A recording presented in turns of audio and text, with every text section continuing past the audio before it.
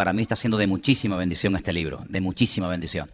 Entonces, como tenemos siempre que decir a los que están arriba, voy a comenzar a compartir, pues voy a comenzar a compartir, para que lo sepan los que están ahí arriba, ¿ok?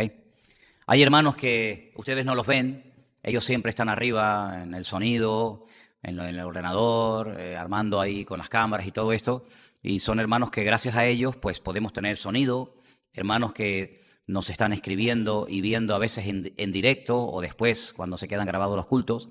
El domingo recibimos saludos de un pastor desde Japón. Es increíble.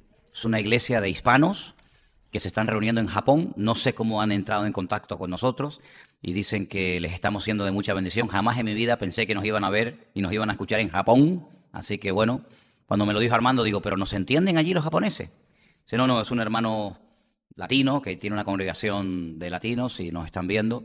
Así que gracias a los hermanos que están allá arriba, pues semana tras semana podemos también bendecir a otras personas que están en otras partes del mundo, ¿sí? Y a ustedes que tienen familia o amigos en otros países, pues díganle que si quieren pueden también seguir los cultos en directo o indiferido y vamos así ampliando, ¿no?, cada vez más la red para que más personas sean bendecidas. Vamos a ir a 1 Samuel, por favor. El domingo, no sé si ustedes recordarán el mensaje, yo les hablaba acerca de cómo en un momento de apuro, en un momento de tremenda urgencia nacional, estaban peleando los hijos de Israel contra los filisteos. En un primer combate, 4.000 personas perdieron la vida y creyeron que trayendo el arca de la alianza todo se iba a solucionar. Pero vimos que el arca no era un amuleto, no era un mueble que hacía milagros, una especie de lámpara de Aladino, sino que el pueblo tenía que reconocer que las cosas no se arreglan tan fácilmente cuando hablamos en términos espirituales, ¿verdad? Ellos decían, bueno, estamos mal, no oramos, el sacerdocio es un desastre, hay una corrupción terrible, no hay santidad, no hay orden, no hay comunión con Dios, pero traemos el arca y ya está todo solucionado. Y fue peor el remedio que la enfermedad, porque al final dice que murieron aún más personas. Los hijos del sacerdote Elí, Ofni y Fines murieron. Cuando le llega la noticia de que el arca ha sido robada, ha sido capturada por el enemigo, por los filisteos, Elí, que era ya un hombre muy mayor y de una envergadura muy grande, se cae y se pierde la vida. En fin, un desastre nacional sin necesidad. Y a mí todo esto me hace pensar y me hace reflexionar acerca de cuántos problemas podíamos habernos evitado. Digo después de haber conocido al Señor, ¿eh? No digo antes, porque antes de conocerle, pues, en fin, sin el Señor, nuestra vida pues está como un barco sin timón, ¿no? No hay una cabeza, no hay una dirección concreta, sino es la carne, los impulsos, las emociones. Digo después de conocer al Señor, ¿cuántos cristianos o cuántos de nosotros en momentos puntuales de la vida nos podíamos haber evitado muchos quebraderos de cabeza y muchos problemas si hubiéramos hecho caso a los principios que están en la Escritura y no hubiéramos recurrido a soluciones rápidas y fáciles? Porque mire, en el reino de Dios no tienes por qué tener prisa, ¿sabes? Esas soluciones facilonas, esas cosas rápidas que es como apretar un botón y ya obtengo la respuesta. El mundo espiritual lleva su ritmo, ¿sabes? El mundo espiritual va a otra velocidad. A veces va más rápido que nosotros, a veces va más lento. Y hay que saber adaptarnos, amoldarnos a los tiempos de Dios. Y en aquel momento no era un tiempo para sacar el arca y llevarla al campo de batalla, como ya digo, como si fuera un objeto milagroso que nos va a solucionar todos los problemas. Mire, la santidad, el orden, las responsabilidades personales son insustituibles. Tú puedes poner una cruz gigante en la iglesia, te puedes comprar, como algunos hacen, un rosario, llenar tu cartera de estampitas, etcétera, etcétera. Pero lo que es la santidad, el orden, la obediencia, el obedecer a los principios de Dios, eso es insustituible. Si no hay nada que pueda sustituir el vivir en orden, alineado con el Señor. Te puedes comprar una Biblia enorme, muy adornada, con muchos comentarios, un buen diccionario bíblico, etcétera, etcétera. Pero no te olvides que todo eso son cosas que te pueden ayudar en un momento determinado para consagrarte, para conocer más del Señor, pero tu relación con el Señor tiene que ser primordial. Y lamentablemente Israel no tenía en ese momento una buena relación con el Señor. Así que se llevaron el arca y en el capítulo 4 encontramos esta tragedia nacional. El enemigo se lleva el arca como un botín de guerra a su campamento y la ponen en su templo. En el templo del dios de ellos, que era un dios que tenía forma de pez, de cintura para abajo era como una especie de sirena, y de cintura para arriba era como un hombre, y a ese ídolo lo llamaban Dagón. La D y la G, la Dalet y la Gimel, que sería el equivalente en hebreo, significa pez. Así que Dagón es el dios pez, el dios con forma de pez. Y es increíble cómo un pueblo como los filisteos, que no eran tontos, que eran personas que eran expertos en el arte de la guerra, fueran tan torpes y tan ignorantes en el terreno espiritual. Pero esto no solamente ha pasado con los filisteos. Fíjense, por ejemplo, los griegos. Los griegos eran personas cultas, personas con un nivel de educación o de cultura tremendo. La filosofía griega se estudia hasta el día de hoy en las universidades del mundo. Sin embargo, eran politeístas, eran personas que adoraban a todo y a todos. El apóstol Pablo, cuando les visitó en Atenas, les dijo: observo que sois gente muy religiosa, tenéis hasta un altar con una inscripción vacío, el pilar, pero sin embargo veo que pone al Dios no conocido. Es decir, adoraban todo, tenían miles de dioses. Y esto es algo tremendo, porque cuando ellos roban el arca, se la llevan al templo de su dios, a Dagón, y pasan cosas muy extrañas. Pasan cosas que uno dice: o Dios está detrás de todo esto, o aquí hay algo que no captan nuestros sentidos. Vamos a ir, por favor, a 1 Samuel capítulo 5. En el 4 vemos cómo la capturan y se la llevan. Pero en el 1 Samuel capítulo 5 dice lo siguiente: cuando los filisteos capturaron el arca de Dios, se la llevaron desde ese lugar que significa piedra de ayuda, Ebenezer, hasta Asdod, que era una de las ciudades de los filisteos. Y tomaron los filisteos el arca del Señor, la metieron en la casa de Dagón y la pusieron junto a Dagón. Cuando al día siguiente los de Asdod se levantaron de mañana, he aquí Dagón postrado en tierra delante del arca del Señor, y tomaron a Dagón y lo volvieron a poner en su lugar. Bueno, tal vez se cayó por casualidad, ¿no? Se le dio un viento, alguien le dio un golpe y lo tiró, y lo vuelven a poner otra vez en su sitio. Pero fíjense lo que dice la Biblia. Y volviéndose a levantar de mañana al siguiente día, he aquí que Dagón había caído postrado en tierra delante del arca del Señor, y la cabeza de Dagón y las dos palmas de sus manos estaban cortadas sobre el umbral, habiéndole quedado a Dagón el tronco solamente. Curioso, ¿no? Por esta causa, los sacerdotes de Dagón y todos los que entran en el templo de Dagón no pisan el umbral de Dagón en Asdod, dice, hasta el día de hoy. Versículo 6. Y se agravó la mano del Señor sobre los de Asdod y los destruyó y los hirió con tumores en Asdod y en todo su territorio.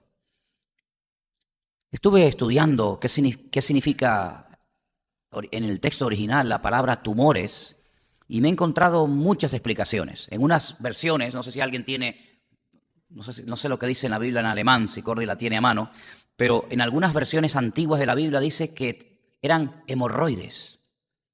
Lo he leído en algunas Biblias en español. En otras encuentro la palabra peste, una especie de peste bubónica, ¿no? Como la que hubo en la época de la Edad Media, que murieron millones de personas por toda Europa. Tumores tremendamente dolorosos que llegaban a causar la muerte a los filisteos. Y entonces dice que viendo esto los de Asdod dijeron: no quede con nosotros el arca del Dios de Israel, porque su mano es dura sobre nosotros y sobre nuestro Dios Dagón. Ahora, a mí me llama la atención lo torpe que es el hombre cuando quiere. Vamos a ver. Primer día, cuando colocan el arca del Señor en su templo, Dagón cae. Segundo día vuelve a caer, pero en esta ocasión queda descabezado y sin manos. Comienzan la gente a sufrir unas dolencias terroríficas, tumores y muerte y enfermedad por todo el territorio. ¿No hubiera sido lo más lógico reconocer que este Dagón, medio pez, medio hombre, es un inútil, que no solamente no ha sabido protegerse, sino que además ha quedado mutilado?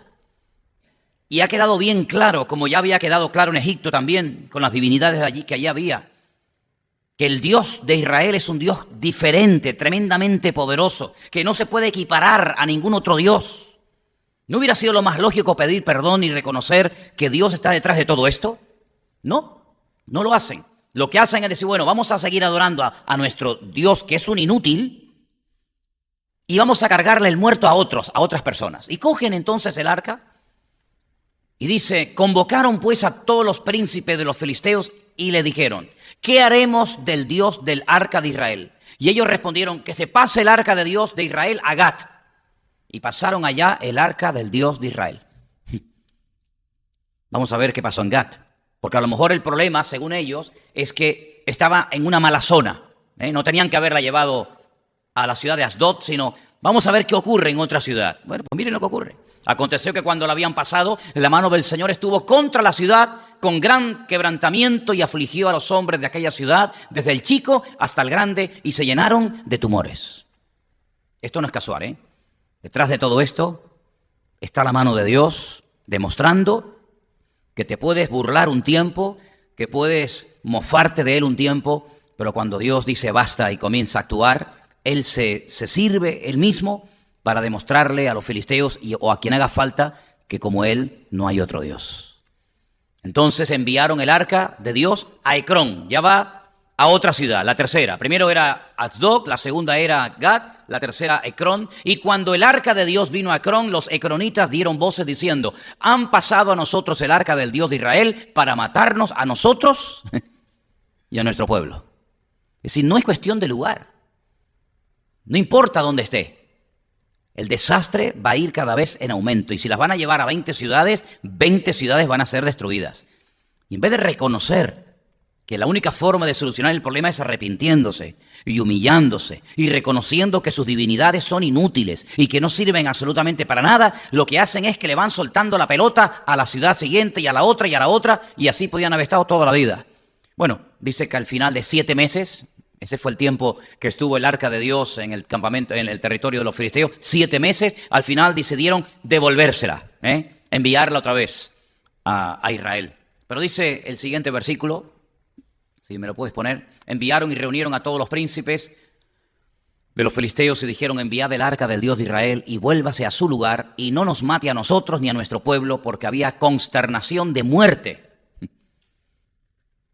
en toda la ciudad y la mano de Dios se había agravado allí.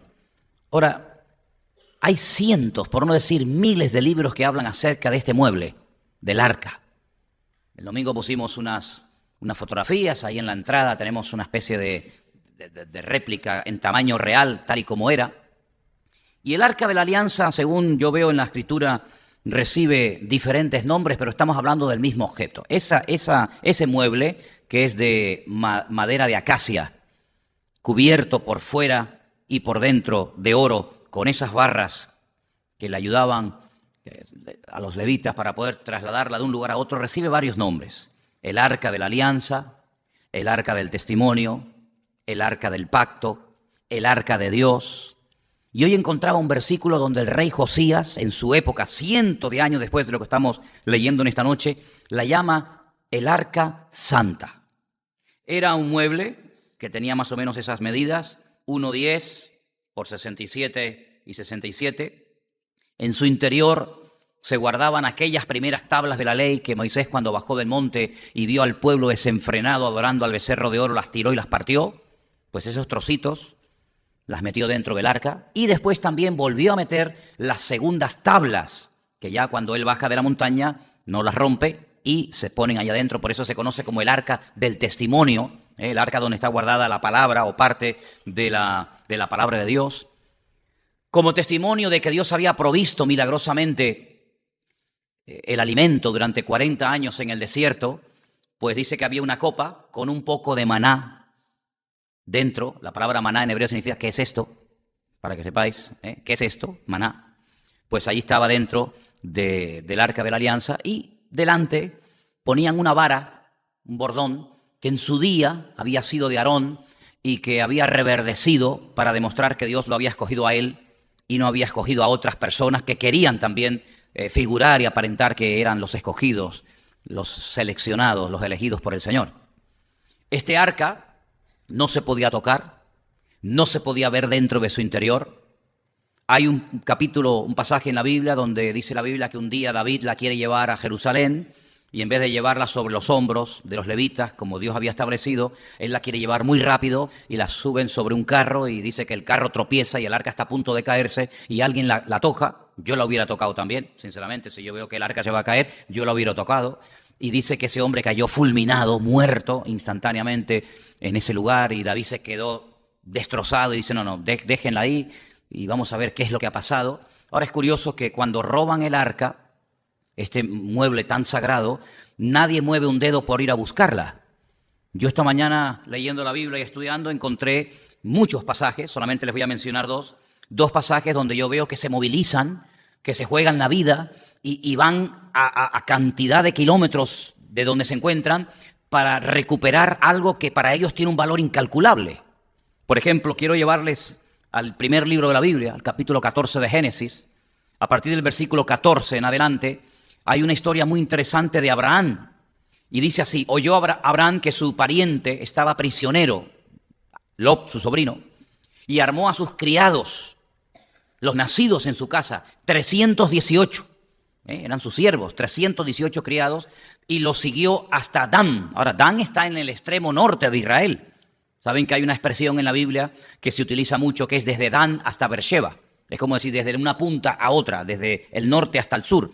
Pues Abraham, con estos 300 y pico criados que él tiene, los arma y se va hasta el extremo norte del país porque está preso su sobrino Lot y hay que hacer todo lo posible por salvarle la vida.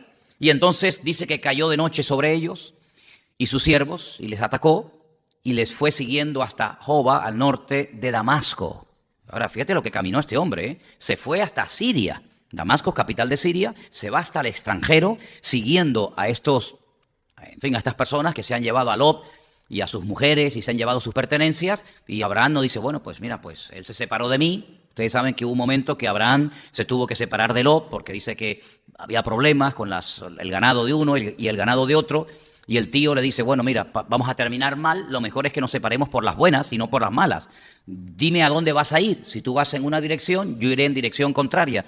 Y curiosamente dice la Biblia que su sobrino Lot escoge la llanura del Jordán, que se ve que en aquellos tiempos, hoy en día no, hoy en día es un desierto terrible, pero en aquellos tiempos era fértil, había agua, todo esto fue antes de la destrucción de Sodoma y Gomorra, y entonces Abraham se va a lo peor, al desierto, Pero allí el Señor le habla. Y le dice, tú tranquilo, porque toda la tierra que ves te la daré a ti y a tu descendencia.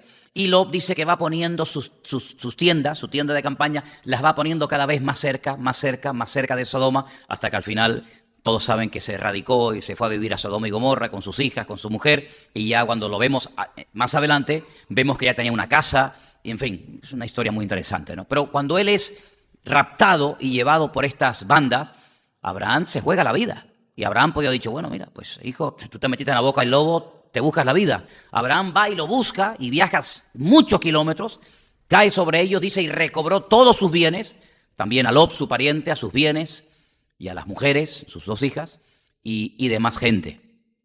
Cuando llega, dice la Biblia, no voy a hablar yo de eso porque sería un pasaje muy interesante para comentar, dice que cuando viene y va a entrar al lugar donde él vivía o cerca de donde él vivía, le sale al encuentro un tal Melchizedek, que en español es Melquisedec, Melech, rey, Sedec, el rey de justicia. Dice que no sabemos de dónde viene, no tenía ni árbol genealógico ni nada. Dice que este sacerdote del Dios Altísimo le da pan y vino, lo bendice y Abraham le da los diezmos. Y uno dice, bueno, ¿y dónde leyó? ¿Dónde leyó? No existía la Torá, no existía la ley, no se hablaba en ninguna parte de diezmo, pero Abraham se encuentra con este personaje que algunos dicen que era el Señor Jesucristo en aquel momento allí presentándose a Abraham. Le da los diezmos, le da pan y vino. Es una cosa realmente extraña, es un personaje muy, muy interesante del cual se habla un poquito en el libro de Hebreos, en el Nuevo Testamento, y le recupera todos los bienes y le salva la vida. Y Lot otra vez, porque bueno, pero ¿esto fue antes o después? No, fue mucho antes. Fue antes de la destrucción de Sodoma y Gomorra. Lo de la destrucción de Sodoma y Gomorra fue mucho después. Cuando dice la Biblia que Abraham recibe la presencia del Señor y ángeles que le dicen, mira, voy a destruir Sodoma y Gomorra. Entonces Lot se salva de este secuestro y se vuelve otra vez a meter en la boca del lobo, pero no terminamos de aprender. El que no recuerda la historia volverá otra vez a cometer los mismos errores del pasado.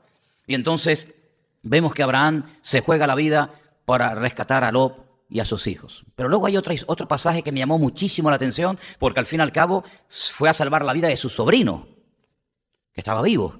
Pero hay personas que se jugaron la vida por un muerto. Vamos a leerlo. 1 Samuel 31.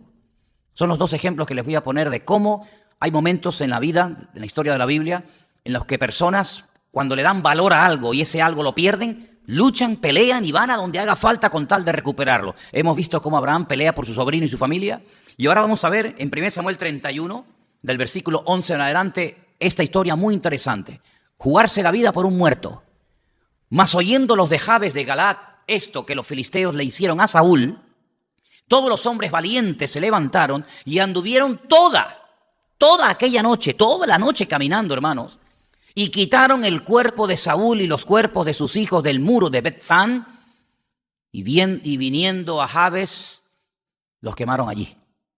Y tomando sus huesos, los sepultaron debajo de un árbol en Jabes y ayunaron 7 días. Si los filisteos habían matado a los hijos de Saúl, primer rey de Israel, él se había quitado la vida, los habían colgado, y entonces esta gente se juega la vida toda la noche, entra en el campamento de los filisteos, descuelga los cuerpos, se los llevan, le dan una digna sepultura y le hacen una especie de funeral donde lloran y se lamentan.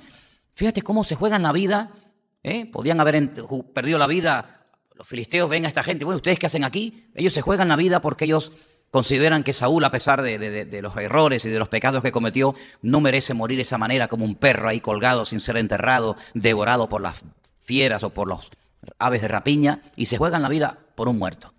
Sin embargo, en el pasaje que estamos viendo esta noche, roban los filisteos, capturan el mueble más sagrado de Israel y nadie mueve un dedo, tú. Nadie mueve un dedo. Oye, que al fin y al cabo es lo que representa la presencia, la gloria del Señor. Nadie mueve un dedo. Oye, vamos a atacar a los filisteos. Vamos a quitarles el arca. Al fin y al cabo es el mueble más sagrado que jamás Israel ha tenido y tendrá. Nadie hace absolutamente nada. Es el mismo Dios, el que se encarga de obrar, de actuar de una forma sobrenatural, y los mismos filisteos reconocen y se dan cuenta que ellos no son dignos de tener ese mueble en su territorio, y al final, después de 7 meses, deciden devolvérsela a Israel, cuál es una historia muy interesante. Bueno, pues ese mueble del cual estamos hablando esta noche, el diseño de ese mueble, Moisés lo recibió en el monte Sinaí. Cuando él sube a orar esos 40 días y 40 noches, y allí está en la presencia del Señor, y él baja con la palabra de Dios y con las instrucciones, ese mueble fue construido, fue hecho en el desierto. Así que el primer lugar en el que estuvo el arca fue en el desierto. Y cuando construyen el tabernáculo, ¿os acordáis? Ese templo portátil que se desmontaba y se llevaba de un lugar a otro, pues allí la colocaron, en la parte más profunda, en el lugar santísimo. Pero cuando entran a la tierra prometida con Josué, pues montan el tabernáculo en Shilo, donde vivía Elí y los hijos de Elí, Ofni y Fine, y allí está durante un tiempo. Y después la vemos que se la llevan por primera vez y única en la historia los enemigos a su campamento y la devuelven. Y cuando la devuelven, llega a un lugar llamado Bet Shemesh. Y entonces allí ocurre algo que vamos a ver ahora esta noche, y después de ahí se la llevan a un lugar llamado Kiriat Jearim, a la casa de un señor llamado Abinadab, donde está 20 años. Y después, en los tiempos de David, Saúl nunca se preocupó por el arca, jamás preguntó por ella, no era un hombre espiritual y lo demostró fehacientemente. Y es el rey David cuando él sube al trono y dice, oye, ¿qué fue del arca? 40 años después de lo que estoy diciendo esta noche. 40 años después, David dice, yo quiero tener el arca, yo quiero tener la presencia de Dios cerca de mi vida. Y es cuando hace un primer intento y le sale mal, y después vuelve otra vez y finalmente llega a Jerusalén. Él le construye un lugar para que esté allí cuidada, y finalmente la ponen en el templo de Jerusalén, y allí estuvo el tiempo que todos conocemos. Ahora, cuando la mujer de uno de los hijos del sacerdote Elí, de Fines, se entera de que el arca ha sido secuestrada, ha sido capturada por el enemigo, le entran de repente dolores de parto. Aquí hay 2 cosas que a mí me llaman la atención. Primero, que Fines, el otro no lo sé, pero Fines, según la Biblia, estaba casado. y su mujer estaba embarazada. Y el día que muere, ella entra de repente con dolores de parto y muere en el parto. Y cuando muere, ella recibe la noticia de que el niño ha nacido, pero ella termina su vida diciendo Icabod, sin gloria. La gloria del Señor ha sido traspasada. Y ahí muere en el parto, ¿verdad? Fíjate cómo Fines estaba casado.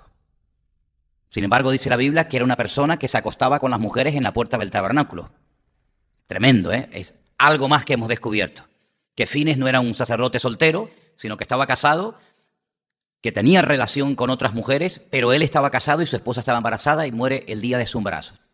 Y otra cosa que me llama tremendamente la atención de esta historia es que cuando los filisteos deciden devolver el arca para que vuelva otra vez a sus propietarios, por decirlo de alguna manera, al pueblo de Israel, ponen una prueba que si Dios no está detrás de ella, es imposible que salga bien. Es imposible. Vamos a leerla. Estamos en 1 Samuel. Ellos ya deciden devolver el arca, aquello es un desastre, una ruina, tumores, enfermedades, muertes. Reconocen que esto es mano de Dios. Más o menos lo que dijo Faraón. Al principio no. Al principio incluso algunos de sus brujos imitaban algunas plagas que hacía Moisés, pero al final terminaron reconociendo de que aquello era mano de Dios, ¿verdad? Y ellos deciden devolver el arca. Pero dicen, no podemos devolver el arca con las manos vacías. Entonces dice la Biblia que ellos hacen figuras de sus tumores y ratones de oro como para compensar un poco el daño que habían causado a Israel y devuelven el arca. Pero fíjense lo que hacen. Estamos en el capítulo 6 de 1 Samuel y dice así: estuvo el arca de Dios en la tierra de los filisteos 7 meses. Entonces los filisteos, llamando a los sacerdotes y adivinos, preguntaron: ¿qué haremos del arca del Señor? Hacednos saber de qué manera la hemos de volver a enviar a su lugar. Versículo 3. Ellos dijeron: si enviáis el arca del Dios de Israel, no la enviéis vacía, sino pagadle la expiación, entonces seréis sanos y conoceréis por qué no se apartó de vosotros su mano. Ellos dijeron: ¿y qué será la expiación que le pagaremos? Ellos respondieron: conforme al número de los príncipes de los filisteos, 5 tumores de oro y 5 ratones de oro, porque una misma plaga ha afligido a todos vosotros y a vuestros príncipes. Haréis pues figuras de vuestros tumores y de vuestros ratones que destruyen la tierra y daréis gloria al Dios de Israel. Quizá aliviará su mano de sobre nosotros y de sobre vuestros dioses y sobre vuestra tierra.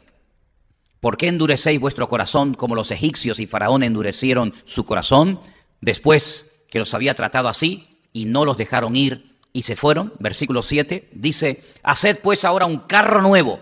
Fíjense lo que van a hacer ahora. Haced un carro nuevo. Luego tomad 2 vacas que críen, a las cuales no haya sido puesto yugo, y uncid las vacas al carro y haced volver sus becerros detrás de ellas a casa. Ahora, una vaca nunca abandonaría a su ternero. Jamás. Jamás. Ni a palos. Si la prueba es una prueba que o es de Dios o esto es imposible que salga. Porque tú no puedes poner a una vaca para que tire de un carro dejando a sus terneros que están criando atrás. Es imposible. Si la vaca siempre va a volver al lugar para atender a su ternero. Pero esa era la prueba. Tomaréis luego el arca del Señor, la pondréis sobre el carro y las joyas de oro que le habéis de pagar en ofrenda por la culpa, las pondréis en una caja al lado de ella y las dejaréis que se vaya. Y observaréis, ahí está la prueba. Si sube por el camino de su tierra a Bet-Semes, él nos ha hecho este mal tan grande. Y si no, sabremos que no es su mano la que nos ha herido, sino que esto ha ocurrido por accidente, por casualidad. Y aquellos hombres lo hicieron así, tomando 2 vacas que criaban, las uncieron al carro y encerraron en casa sus becerros. No se pueden imaginar el escándalo que armarían aquellos becerritos al ver que sus madres se iban y quedaban huérfanos, quedaban abandonados. Imagínense ustedes. Luego pusieron el arca del Señor sobre el carro, la caja con los ratones de oro y las figuras de sus tumores, y las vacas se encaminaron por el camino de Bet-Semes y seguían camino recto, andando y bramando, sin apartarse ni a derecha ni a izquierda, y los príncipes de los filisteos fueron tras ellas hasta el límite de Bet-Semes. Y los de Bet-Semes segaban el trigo en el valle, y alzando los ojos vieron el arca y se regocijaron cuando la vieron. El carro vino al campo de Josué de Bet-Semes y paró allí donde había una gran piedra, y ellos cortaron la madera del carro y ofrecieron las vacas en holocausto al Señor. Y los levitas bajaron el arca del Señor y la caja que estaba junto a ella, en la cual estaban las joyas de oro, y las pusieron sobre aquella gran piedra. Y los hombres de Bet-Semes sacrificaron holocaustos y dedicaron sacrificios al Señor en aquel día. Cuando vieron esto los 5 príncipes de los filisteos, volvieron a Ecrón el mismo día. Estos fueron los tumores de oro que pagaron los filisteos en expiación al Señor por Asdod, una de las ciudades principales, 1, por Gaza 1, por Ascalón 1, por Gat 1 y por Ecrón 1. Es decir, 5. Un talento, quiero recordarles que son 45 kilos, ¿vale? Las medidas, tanto de lineales como digamos de líquidos y tal, en la Biblia son diferentes, pero para que os hagáis una idea, un talento equivale, en nuestra medida de peso, a 45 kilos. Multipliquen ustedes 45 por 5, si es una fortuna lo que los filisteos le están dando a los israelitas por expiación, por compensar los 7 meses que ha estado fuera de su territorio, para que os deis cuenta. Los ratones de oro fueron conforme al número de todas las ciudades de los filisteos pertenecientes a las 5 príncipes, así las ciudades fortificadas como las aldeas sin muro, y la gran piedra sobre la cual pusieron el arca del Señor está en el campo de Josué en Bet-Semes, dice hasta el día de hoy, por lo menos cuando se escribió el libro de Samuel. Entonces Dios hizo morir, escuchen esto, a los hombres de Bet-Semes porque había mirado dentro del arca del Señor. Es increíble, ¿no? Hizo morir del pueblo. Aquí hay un error de un escriba. La cifra que se da ahí de 50.070 hombres está equivocada. No es la cifra correcta. Lo que pasa es que como las escrituras no se pueden modificar a pie de página o a un lado en los manuscritos, se pone a veces la corrección, pero no se puede tocar el texto. En esa población no había esa cantidad de hombres. No son 50.070 hombres los que murieron, sino fueron 70 personas las que murieron, ¿vale? Lo digo por si alguien le dice, bueno, pues eso es una barbaridad, porque en aquel tiempo, en esa pequeña localidad, no había esa población, efectivamente. Fue un error del copista, y la Biblia no dice 50.070, aunque quiero decir, lo dice el manuscrito, pero se corrige a un lado y poniendo 70. No sé lo que dice en tu Biblia, pone 70, ¿ves? En la Biblia en alemán pone 70, ¿ok? Perfecto.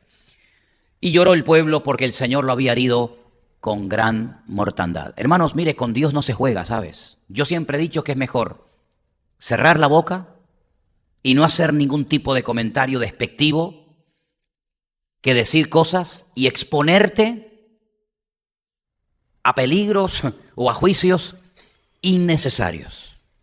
Para los filisteos, el arca era un trofeo de guerra, ¿vale?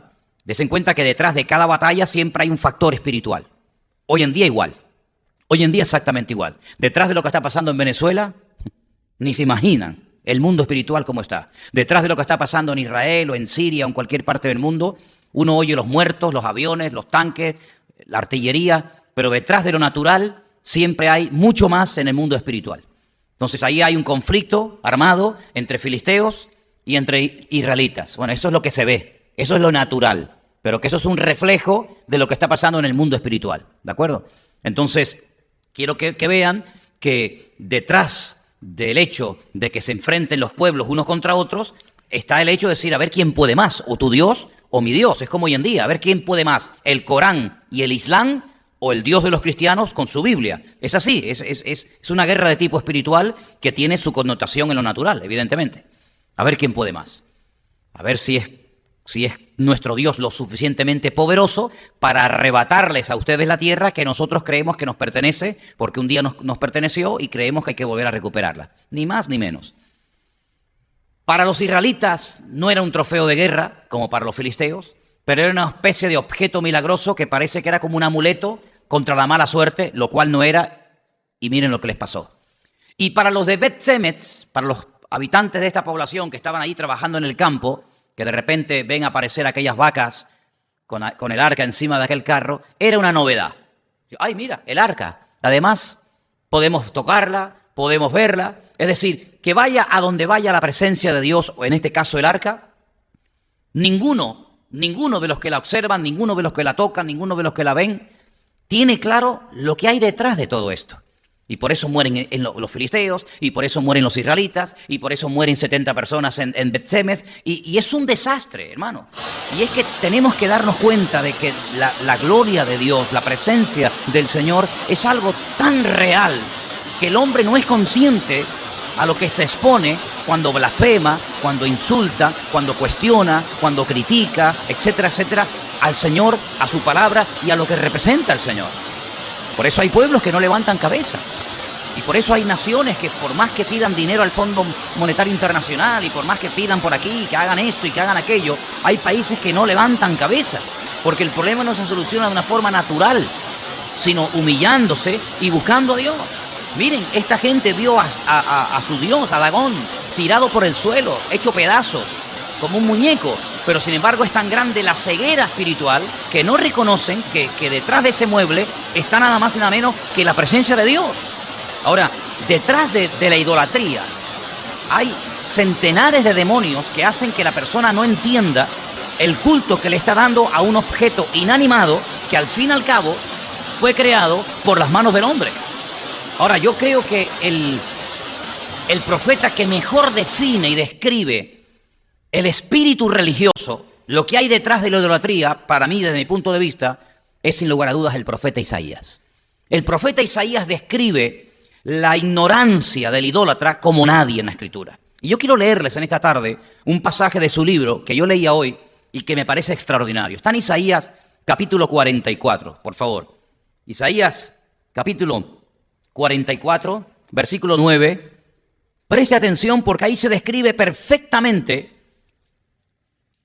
lo que ocurre con una persona que se convierte voluntariamente en un idólatra. Isaías 44, versículo 9, esa porción se titula La insensatez de la idolatría. Me avergüenza decir públicamente que yo fui en un momento determinado de mi vida un idólatra. No convencido, sino por tradición, porque era lo que había que hacer. Pero es impresionante ver la descripción que nos hace Isaías acerca de los que se dedican a fomentar la idolatría, que reciben el nombre de formadores de imágenes. Vamos a leerlo. Isaías 44, 9. Ahí lo tenemos. Los formadores de imágenes de talla, todos ellos son vanidad. Y lo más precioso de ellos, para nada es útil. Ellos mismos son testigos para su confusión de que los ídolos no ven ni entienden. ¿Qué les parece? ¿Quién formó un dios o quién fundó una imagen que para nada es de provecho? He aquí que todos los suyos serán avergonzados, porque los artífices mismos son hombres. Todos ellos se juntarán, se presentarán, se asombrarán y serán avergonzados a una. El herrero, escuchen el proceso, toma la tenaza, trabaja en las ascuas, le da forma con los martillos, trabaja en ello con la fuerza de su brazo, luego tiene hambre y le faltan las fuerzas, no bebe agua y se desmaya. El carpintero tiende la regla, lo señala con almagre, lo labra con los cepillos, le da figura con el compás, le hace en forma de varón, a semejanza de hombre hermoso, para tenerlo en casa. Versículo 14. Corta cedros, toma ciprés, encina, que crecen entre los árboles del bosque, planta pino, que se críe con la lluvia. De él se sirve luego el hombre para quemar, y toma de ellos para calentarse. Enciende también el horno, cuece panes, hace además un dios, y lo adora, fabrica un ídolo, y se arrodilla delante de él. Es impresionante, ¿eh? Parte del leño quema en el fuego, parte de él come la carne, prepara un asado y se sacia, después se calienta, dice, oh, me he calentado, he visto el fuego. Y hace del sobrante un dios. Un ídolo suyo, se postra delante de él, lo adora, le ruega diciendo, líbrame, porque eres mi Dios. No saben ni entienden porque cerrados están sus ojos para no ver y su corazón para no entender.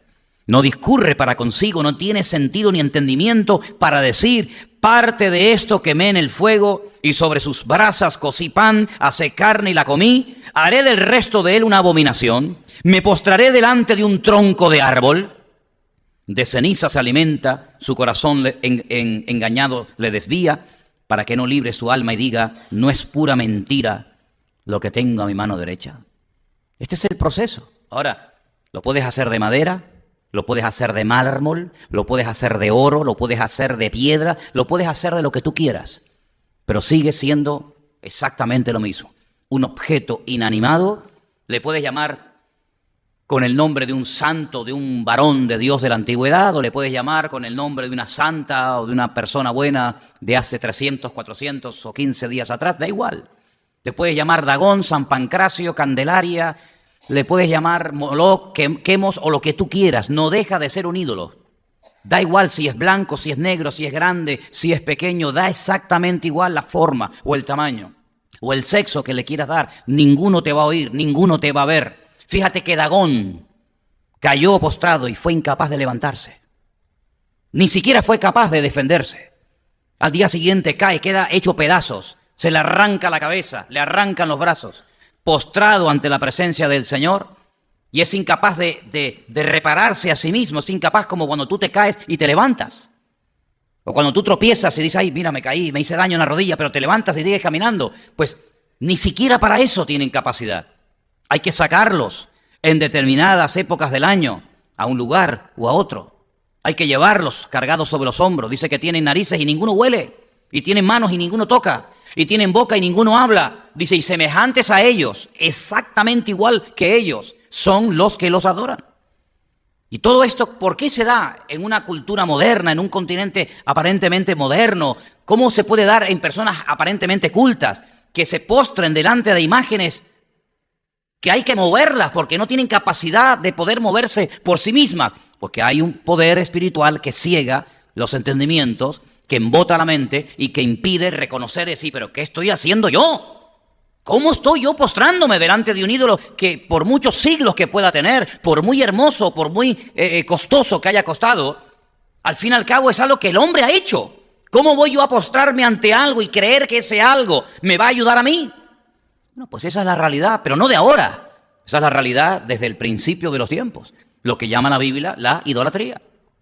Y fíjate qué tendencia tiene el hombre a la idolatría en todas las culturas, en todos los tiempos, en todos los continentes, en todas las épocas de la historia de la humanidad, que ya desde los tiempos en el que Moisés se pegó 40 días y 40 noches en la montaña orando y buscando la presencia y el respaldo del Señor, ya Dios le dice que en los 10 mandamientos incluya el no postrarse, el no adorar y el no clamar a dioses de talla, ¿verdad?, hechas por las manos del hombre.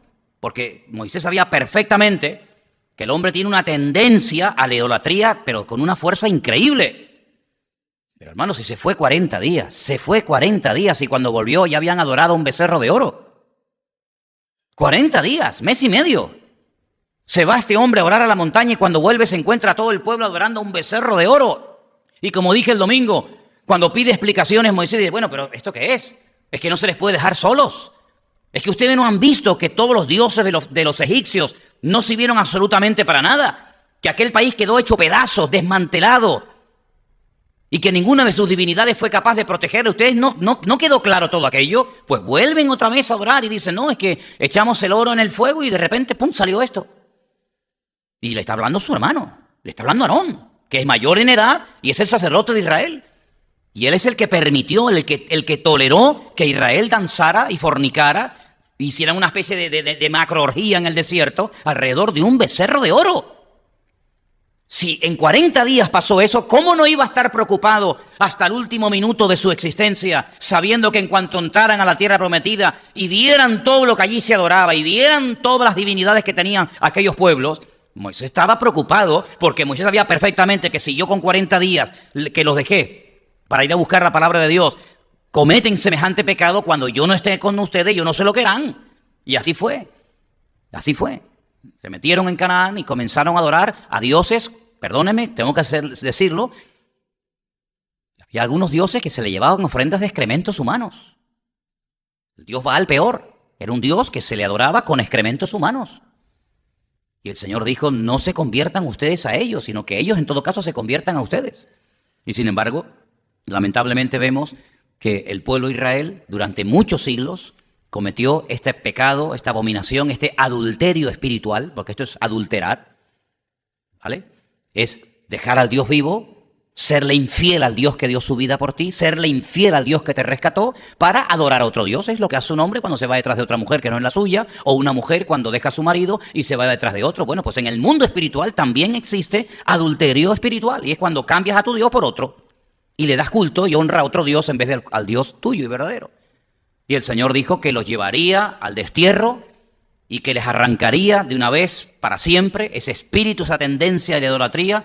Y los 70 años que, como todos ustedes saben, que estuvieron en Babilonia, sirvieron para arrancar esa raíz de idolatría que Israel tuvo durante siglos, y hasta el día de hoy Israel tiene muchos errores y muchos pecados y todo lo que ustedes quieran, pero Israel nunca más históricamente volvió a caer en la idolatría. Dios les arrancó de cuajo esa tendencia a este tema.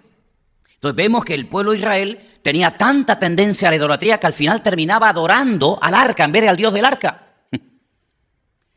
Pero gracias al Señor, en los tiempos del rey David, él entendió que hay cosas que son medios, pero no son un fin en sí mismo. ¿Te das cuenta?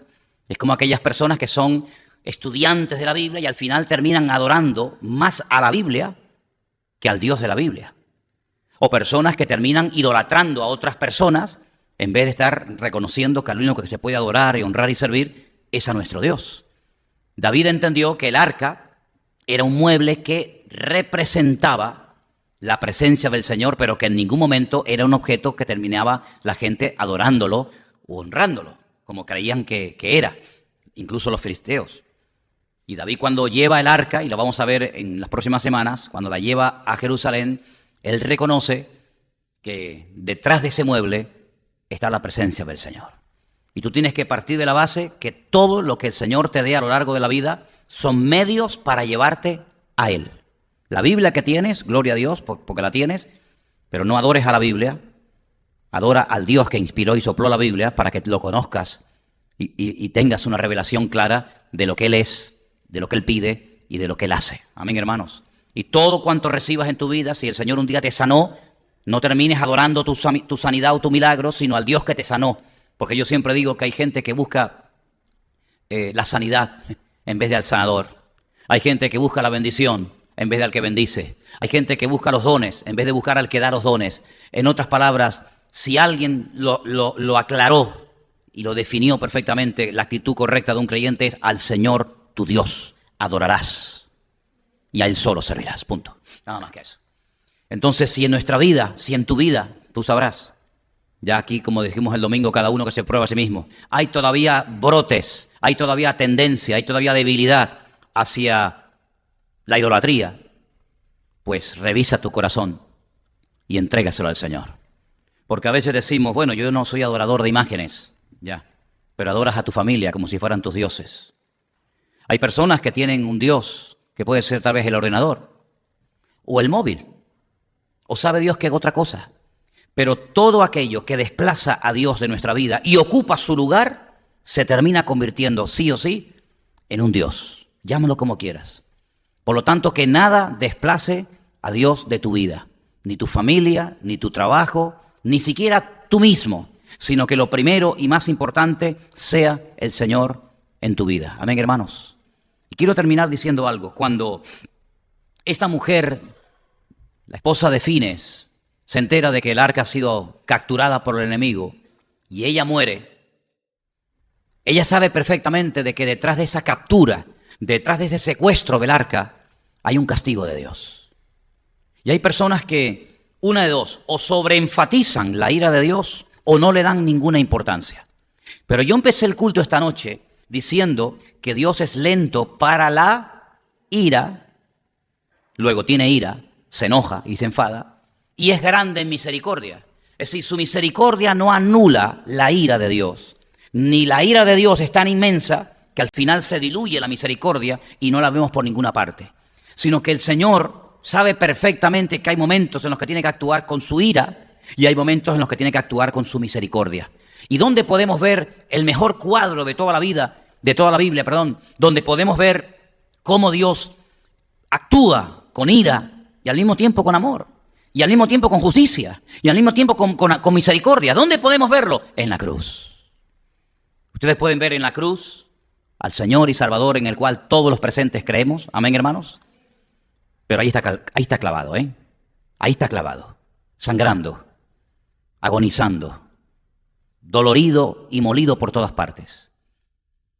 Y al mismo tiempo es un acto de amor. Y tú dices, Señor, es un acto de amor hacia el pecador, es un acto de amor hacia nosotros. Pero si en algún momento Dios manifestó su ira, fue sin lugar a dudas en la cruz. Cuando el propio hijo captó lo que aquello significaba y representaba, llegó a decir: Dios mío, ¿por qué me has desamparado? Por una sencilla razón: porque Dios es santo y no puede cohabitar, no puede estar en un lugar donde hay desorden y donde hay pecado. Y tú voluntariamente has decidido cargar el pecado de toda la humanidad, desde Adán hasta el último ser humano que pise el planeta Tierra. Tú fuiste el que dijiste en la eternidad, cuando yo pregunté ¿a quién enviaré? ¿Y quién irá por nosotros? Tú fuiste el que respondiste afirmativamente y dijiste: heme aquí, envíame a mí. Y tú fuiste el que dijiste: no se haga mi voluntad, sino la tuya. Por lo tanto, si tú has decidido libre y voluntariamente cargar el pecado de toda la raza humana, creyentes y ateos de todos los tiempos, yo tengo que derramar mi ira sobre ti y permitir que hoy te crucifiquen y te maten, porque la paga del pecado, yo he dicho que es la muerte. Y tú hoy tienes que morir aunque seas mi hijo. Yo hoy tengo que abandonarte y darte las espaldas, aunque seas mi amado hijo. Y aunque yo haya dicho hace tiempo atrás: este es mi hijo, ahí lo tienen, en el cual deposito toda mi complacencia y mi confianza, yo hoy te tengo que abandonar. Hace 3 años dije públicamente, dije con voz audible: este es mi hijo amado. Hoy tengo que darte las espaldas, porque hoy tú has decidido morir por la raza humana. Pero al mismo tiempo fue el acto más grande de amor y de misericordia de Dios, porque la justicia, la ira de Dios quedó satisfecha con aquel sacrificio perfecto. Pero al mismo tiempo se abre un camino nuevo, una oportunidad para que aquellos que no le conocíamos podamos entender que en aquella cruz quien tenía que haber muerto éramos nosotros, pero que Él ocupó nuestro lugar. Él fue nuestro sustituto. Como aquellos animales de la antigüedad ocupaban el lugar del pecador, en la cruz Cristo ocupa tu lugar y el mío, para que tú no tengas que morir, para que tú no tengas que pagar un precio que aunque quisieras nunca lo podrías pagar. Porque dicho sea de paso, la salvación no es gratis. La salvación tiene un precio tremendo. Y es gratis para ti y para mí porque Él pagó el precio, pero no porque sea gratis. Porque el precio era un precio de sangre. Y Él muere por nosotros en la cruz. Y Él ahora es nuestro arca. Él ahora es nuestra gloria. Él ahora es nuestro Dios. El que nadie lo va a poder quitar jamás de nuestra vida. Porque los filisteos llegaron y se llevaron el arca. Pero dice la Biblia que ni la muerte, ni la vida, ni ángeles, ni principado, ni lo presente, ni lo porvenir, ni lo alto, ni lo profundo, ni ninguna cosa creada jamás nos podrá separar del amor de Dios que es en Cristo Jesús, Señor nuestro. Se llevaron un mueble, porque es muy fácil llevar un mueble de un lugar a otro, pero la presencia del Señor dice: nadie los podrá jamás arrebatar de mi mano, porque estaré contigo todos los días hasta el fin del mundo.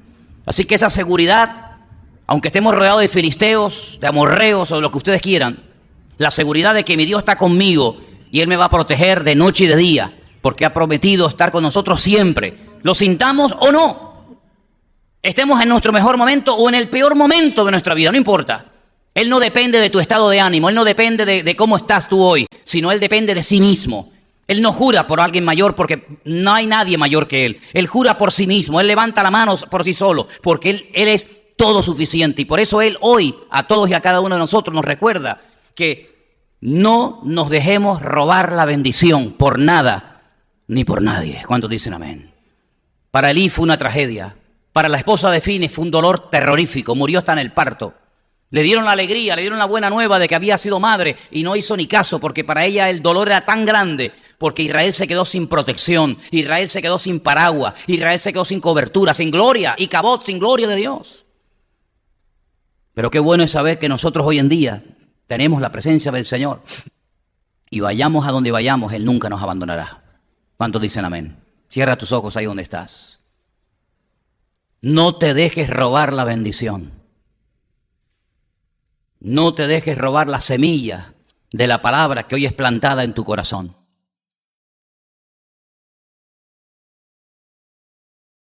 No dejes que los filisteos, que las circunstancias, que los inconversos condicionen tu vida. Porque el Señor Jesucristo tuvo que sufrir lo indecible, muchísimo, para que tú hoy estés ahí sentado y tengas la salvación de tu alma y la paz de tu corazón garantizada.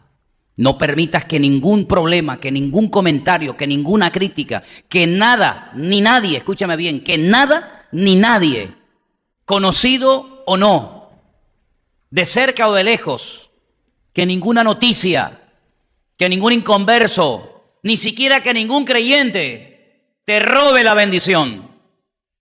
Pelea por tu bendición. Me da mucho dolor que no fueron a campamento enemigo a arrebatarle al enemigo el arca. Tremendo. En cierto sentido, lo que le pasó a Israel le pasó a la iglesia de la Odisea. He aquí estoy a la puerta y llamo. Si alguno oye mi voz y abre la puerta, entraré a él, cenaré con él y él conmigo. Perdieron la gloria, la presencia, la bendición de Dios. Y no se habían dado cuenta. Y el Señor estaba a la puerta, llamando, llamando. Que no nos pase a nosotros nunca que perdamos la gracia, el favor de Dios por enredarnos en las cosas de este mundo. Que no nos quedemos nunca sin gloria. Porque el tesoro más grande que tiene no son tus hijos, mi hermana querida. El tesoro más grande que tienes no es tu patrimonio, ni tu propia vida. El valor más grande que tienes es que Dios, el eterno y creador del cielo y de la tierra, está contigo. Eso es lo que tú vales. Sin Él, tú y yo estamos perdidos. No hay presente ni futuro sin la presencia de Dios. Por eso en esta noche clamamos y te pedimos, Señor, cúbreme, protégeme, Señor, para que nunca pierda tu gloria, para que siempre tu presencia me acompañe a donde quiera que yo vaya y pueda tenerte siempre vivo y cerca de mí, de mi corazón, Señor Jesús. Cierra tus ojos ahí donde estás y ora al Señor. Ora al Señor y dile en esta noche, Señor, guárdame y protégeme para que yo pueda siempre estar cerca de ti, mi Dios. Aleluya. Digno eres de toda gloria, Señor. Digno eres, Señor Jesús.